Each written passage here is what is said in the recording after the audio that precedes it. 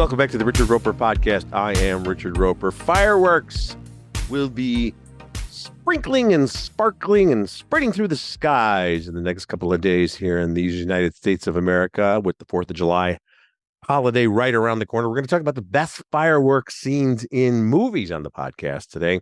Also, there's a controversy about the Jennifer Lawrence comedy No Hard Feelings. We'll get into that. Taylor Swift tells her fans to stop being bullies, to please don't be bullies. Who knew that those Swifties could be so rough on people? All of that and much more. Of course, we'll also have plenty of reviews coming your ways. But first, here's your reminder. The Richard Roeper Show is brought to you by AmericanEagle.com Studios. The digital landscape is changing rapidly, and to compete in today's online business environment, you need an experienced partner. Since 1995, AmericanEagle.com has partnered with companies of all sizes offering web design, web development, e-commerce, mobile apps, and digital marketing to drive your overall business's success because they believe that today's online world is your online opportunity. What do you want, Maddie? A Long Island iced tea for me and... Pepsi, please. We only have Coke. Oh. Do you want to go somewhere else? No, Percy, he'll have a Long Island iced tea too. Okay. Am I allowed to be here? Oh, yeah, I know the owner, it's fine. It's just that I'm not 21. That doesn't matter here. Well, I think it's a federal law. I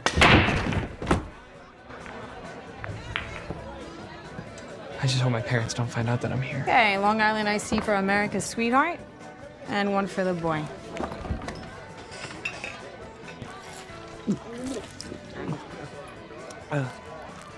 This is the worst iced tea I've ever had. Okay, that is a clip from No Hard Feelings, the Jennifer Lawrence, a little bit raunchy, a little bit naughty R-rated comedy that opened last week. The Hollywood Reporter had a story saying that there's been a little bit of a backlash, a pushback, if you will, on social media. For those of you who haven't heard about the movie, even though there's a shitload of press about it out there, and of course you can get my reviews on a previous podcast here on the Richard Roeper Show, also at suntimes.com. But basically the setup is Jennifer Lawrence plays a 32-year-old who is hired by a couple of wealthy helicopter parents to date, if you will, to date real hard their 19-year-old son, who's played by Andrew Barth Feldman. That's the setup of it. So there was a little bit of pushback on social media. Some people saying, my gosh, but this is a movie about parents hiring essentially a woman to seduce their son to have sex with their son. And that is indeed the premise. But you got to watch it. The thing about, movies and television series and their subject matter is it's not about the subject matter. It's about how it's about the subject matter. It's not about the plot. It's about how it executes the plot.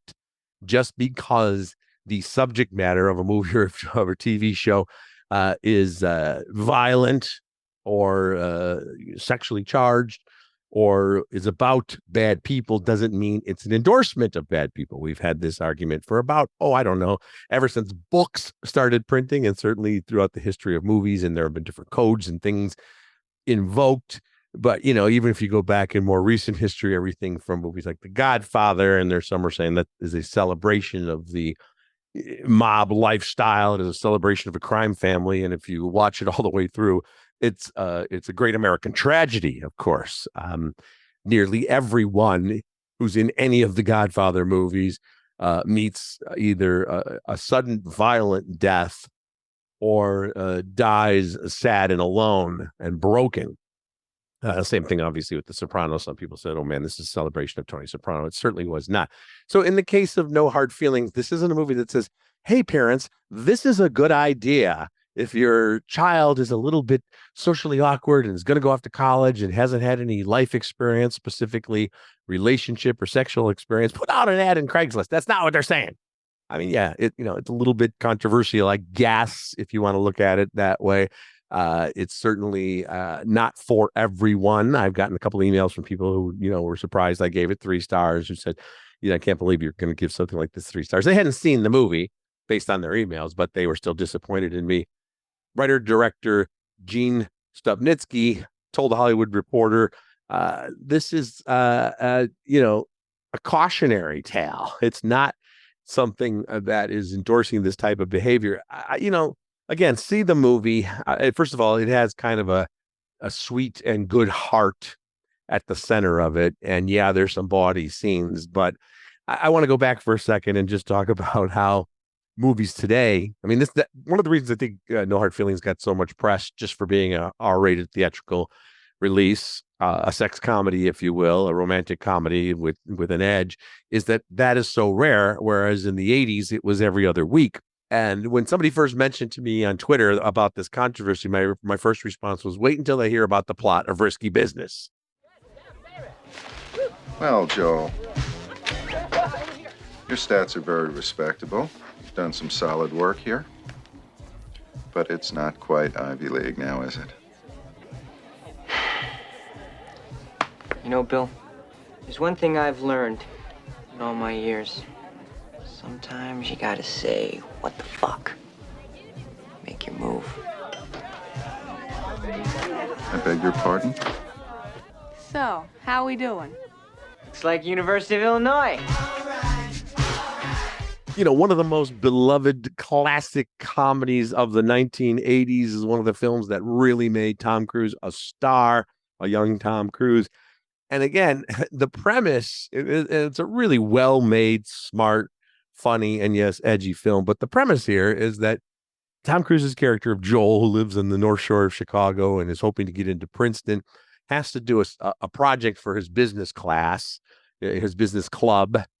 And he's going through all these boring things. And then he comes up with the idea, with the help of Lana, played by Rebecca De Mornay, and she's a sex worker, that they will, while his parents are out of town, they will turn his house essentially into a brothel, and they will charge every young man, I should say.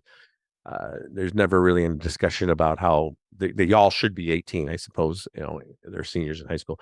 But whatever the case may be, Joel will make money by having Lana and her friends come to the house for a long weekend, and they will charge young men for sexual favors. That is the setup of Risky Business.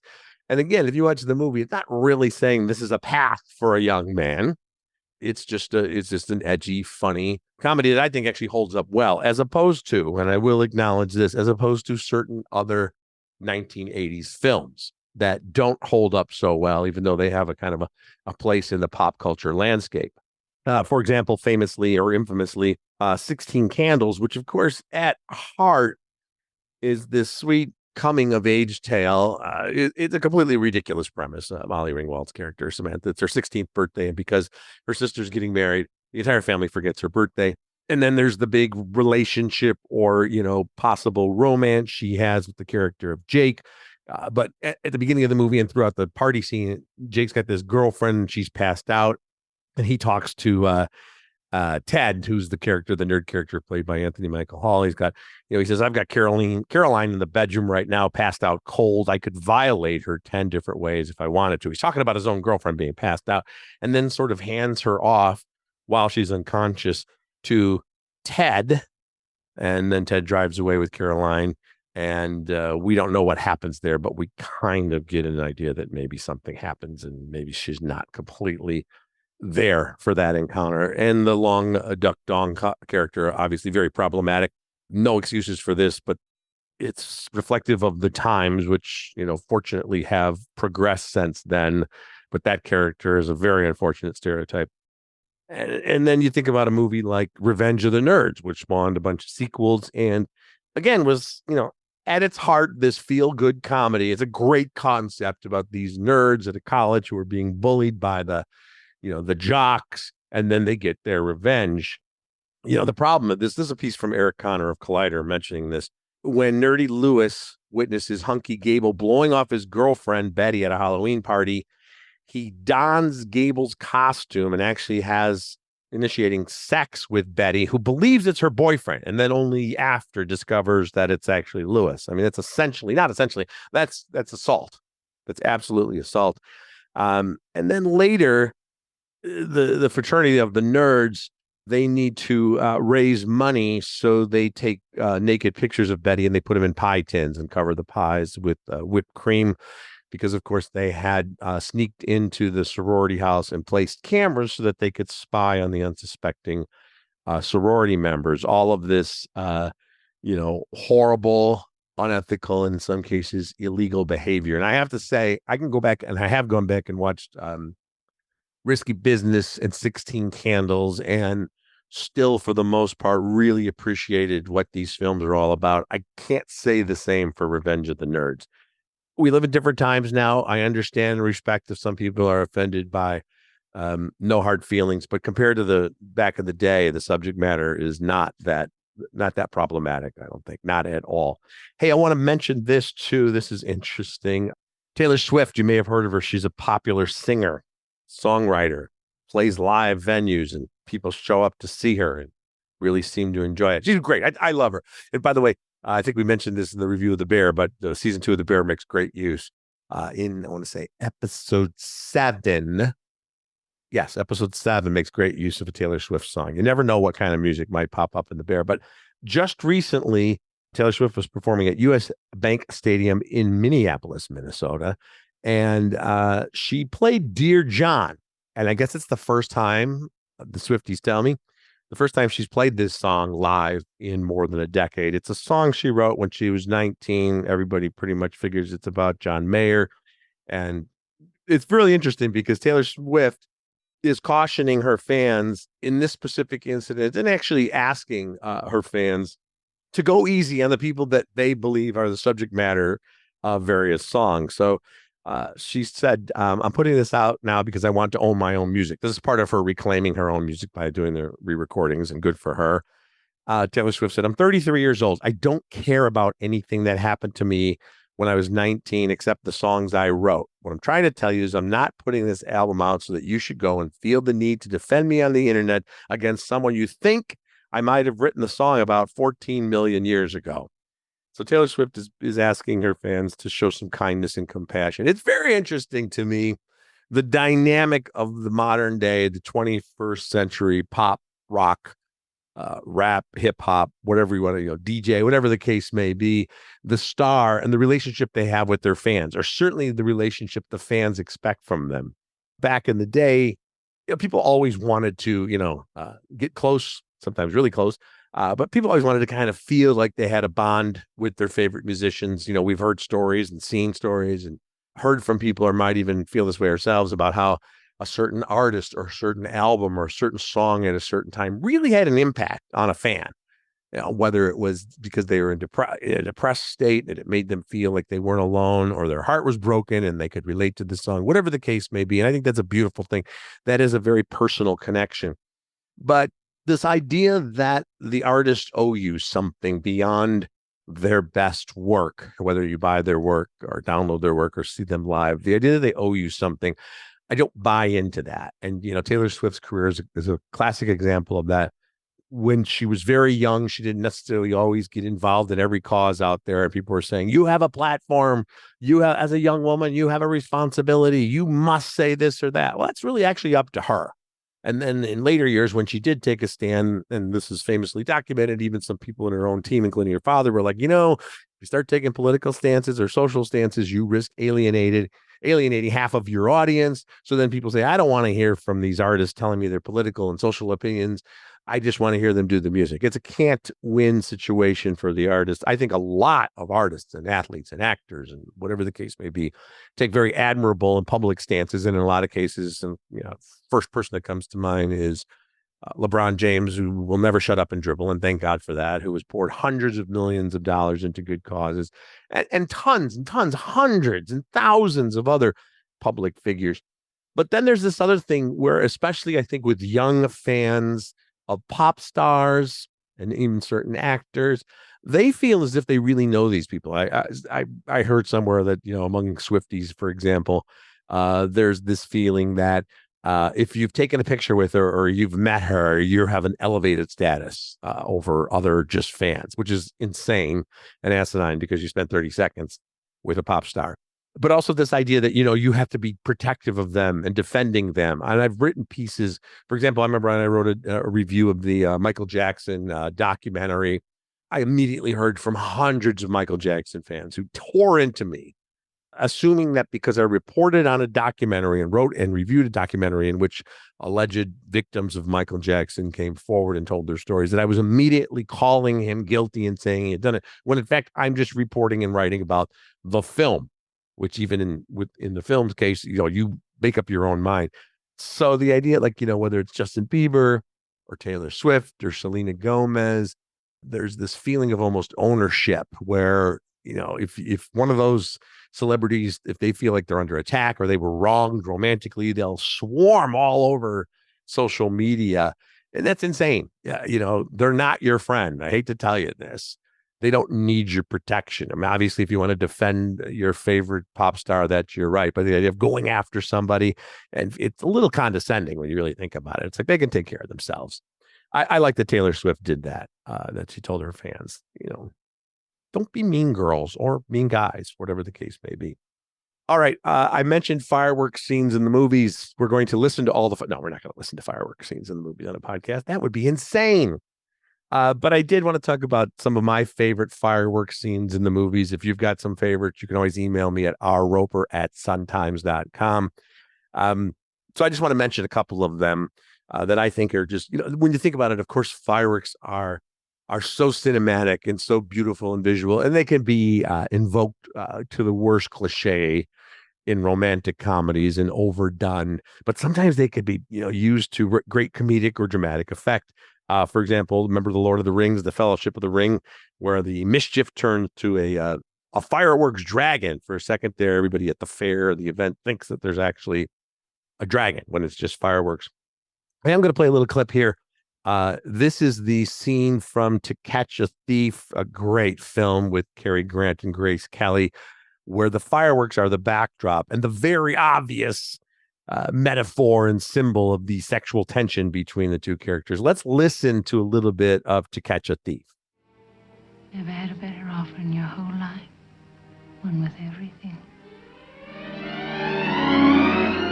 I've never had a crazier one.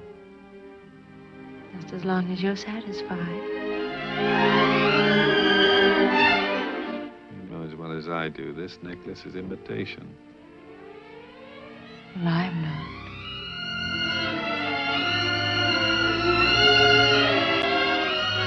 On the other end of the spectrum, Blowout, which is a terrific film from Brian De Palma, reimagining of Blow Up. John Travolta's character, Jack, is trying to save a young woman named Sally, who's played by Nancy Allen.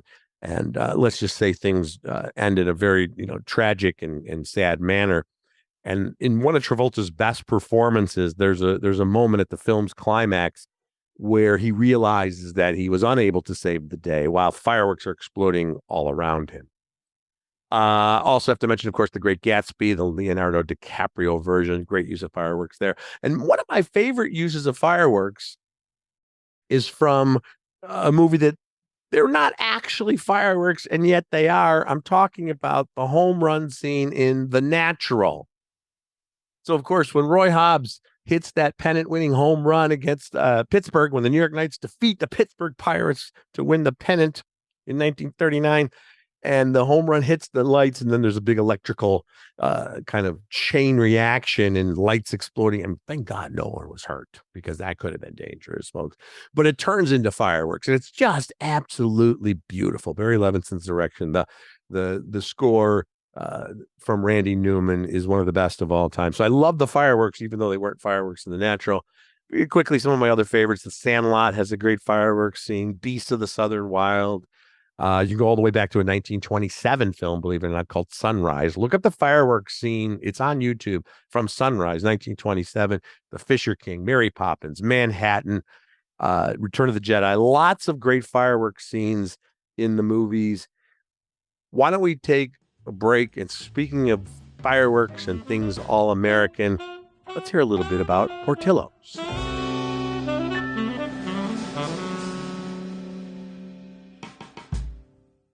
All right, we're going to talk about Portillo's. You guys know the drill here. They're known for their famous Chicago hot dogs with all the famous correct Chicago ingredients, right down to that poppy seed bun. But there's so much more.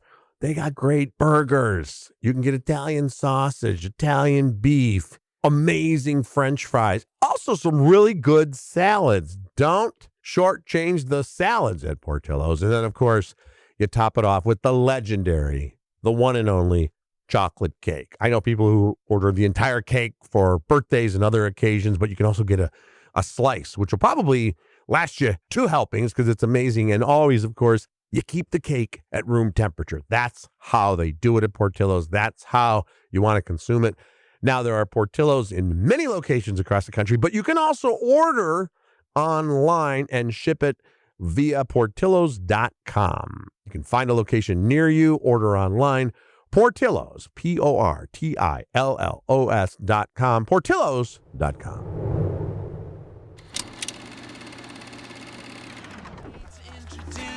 I'm retiring. Well, in that case, what are we drinking? Same for the goddaughter. Dad told me you found something on a train during the war. A dial that could change the course of history. Why are you chasing the thing that drove your father crazy? Hitler made mistakes, and with this, I will correct them all. You stole it. Then you stole it. And then I stole it. It's called capitalism. This way!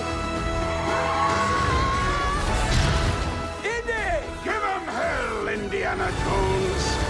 A few times in my life, I've seen things. I've been tortured with voodoo. Been shot 9 times, including once by your father. All right. That's the swan song, of course, for Indiana Jones. It's called Indiana Jones and the Dial of Destiny. Harrison Ford returning to the iconic role he created so many decades ago. It's been 15 years since the last Indiana Jones movie. That was Kingdom of the Crystal Skull, which was not really great. Now we have Indiana Jones and the Dial of Destiny, the final chapter for Harrison Ford and for Indiana Jones. And I cannot tell you how disappointed I was, how let down I was by this absolute clunker of a movie, guys. It's just completely unnecessary, tone deaf, not particularly funny, some decent action sequences, and of course, good performances. But it's just the whole setup is kind of depressing. So after there's a pretty cool prologue scene set during World War II where Indiana Jones, and they do, I have to say, some of the best de-aging I've ever seen in this relatively new art form, CGI form.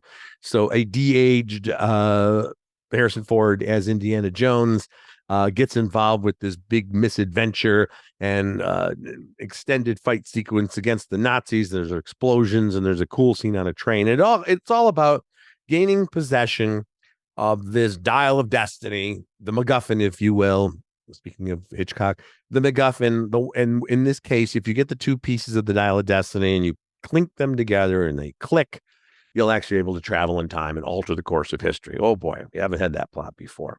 Then we flash forward to the bulk of the story, which is set in 1969. And here's where I think the movie just goes absolutely off the rails, paints itself into a corner from which it cannot emerge. So it's 1969. The summer of love. The astronauts have just returned from landing on the moon. There's going to be a big parade celebrating that. And against that backdrop, there's a crabby old man who lives in an apartment building and is yelling at the young hippies in the building to turn down the music because they're playing like the Beatles and cool and Space Oddity. What about that one? David Bowie. And that crabby old man is Indiana Jones. He's living in a shitty apartment. He's teaching at what appears to be a 3rd-rate college, and his students no longer worship him or look at him like an icon or a legend. And he's clearly not putting his heart into the lectures. We see a scene where he's just going through the motions and people are like falling asleep. And you want him to say, hey, I've been shot at like 9 times, not just shot at, but shot 9 times. And I've been involved with everything from, magical adventures to snakes, and I've saved the world, and y'all can't even stay awake in my class. So it's kind of depressing. The setup here is that he is now estranged, I guess, about to be divorced from his wife, who of course is played by the wonderful Karen Allen, or was played. We don't want to give too much away here, although you can kind of figure it out. And then this big adventure presents itself at his door. His goddaughter, who he hasn't seen in 18 years, comes to him and says, I know where we can find that magical device thingy.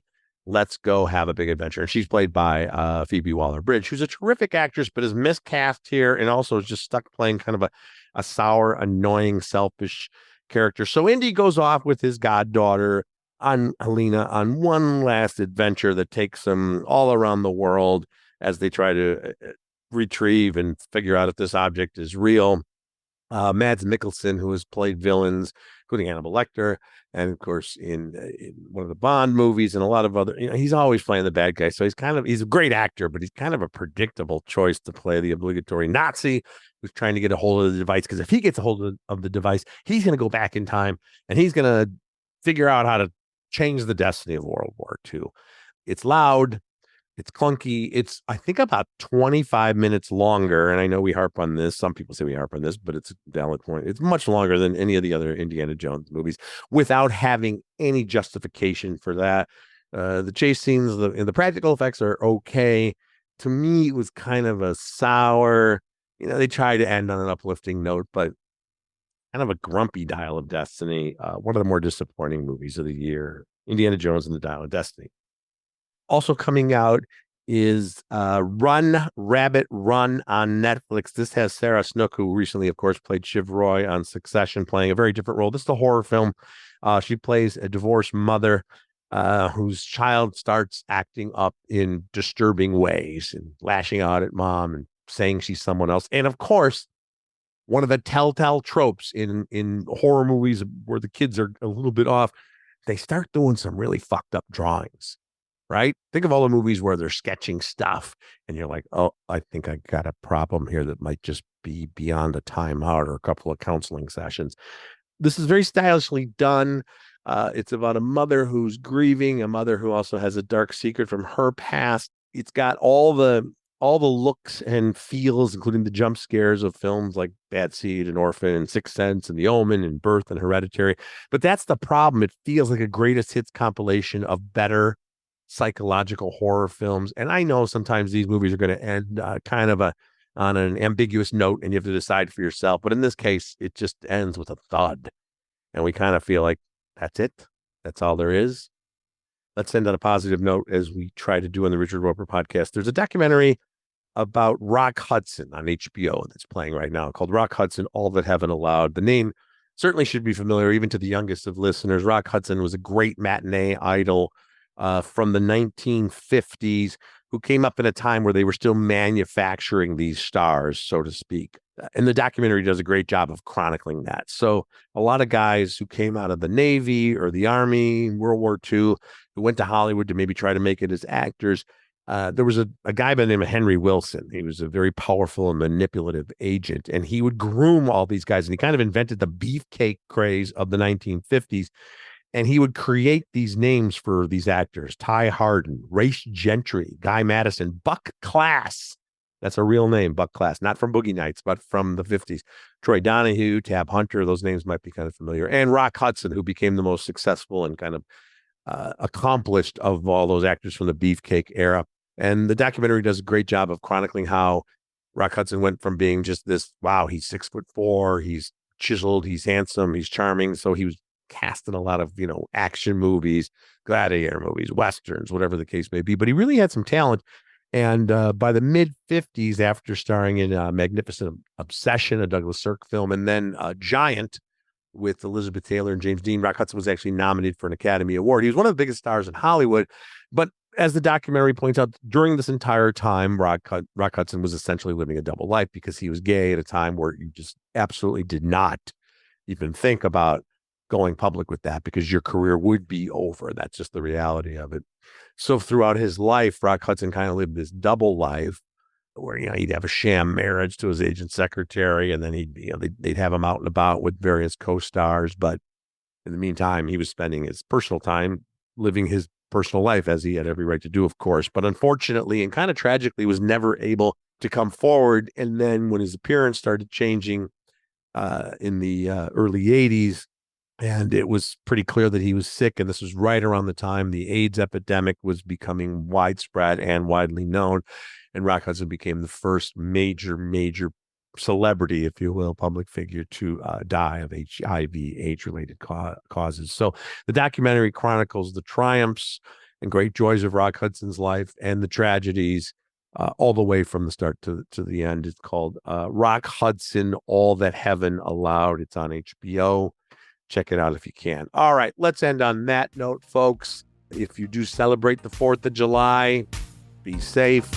Everybody have a great weekend, and we will be back with fresh material before you know it. Take care now.